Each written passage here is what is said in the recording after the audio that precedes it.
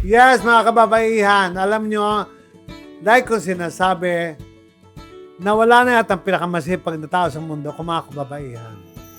May mga naging presidente na tayo, may mga naging senador, may vice president ng mga babae. Ibig sabihin, napakalaking rolyo ang ating ginagawa sa mundo.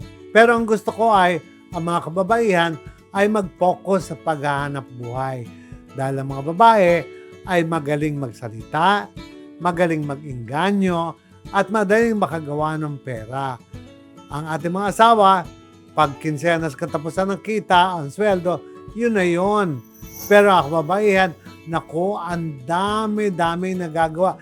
Silipin nyo na lamang si Senator Robin. Di ba kumikita na maganda at malaki ay si Mariel? Nagla-live selling siya na ang dami-dami binibenta. Pero natuwa naman ako dahil naipanalo niya si Senator Robin sa pamamagitan ng pagbebenta online. Yun ang gusto kong matutunan natin mga kababaihan, ang paghahanap buhay. At gusto ko ibigay sa inyo ang Ricky Reyes Hair Clinic na kung saan siguradong sigurado ang kita. Walang lugi. Imagine niyo kung kayo ay merong 2 milyon sa bangko. Ang kikitain ng 2 milyon nyo sa bangko ay mga 200 pesos per annum. Sa loob na isang taon, mga 200 pesos lang kasi nga 1% lang ang tubo ng pera sa bangko.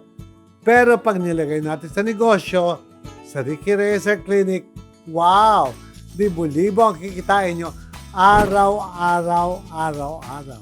Gusto kong silipin nyo ang ating unang Ricky Reyes Hair Clinic sa SM Manila kung paano kumikita ng maganda ang mga tao at natutuwa ako dahil mas marami napapaligayang kliyente. Ako po si Era Riel, beautician and hairstylist dito sa SM City, Manila.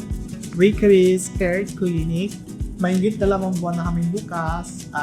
May mga regular clients na din po kami and customers. Punta lang po kayo dito sa SM City, Manila, 5th floor.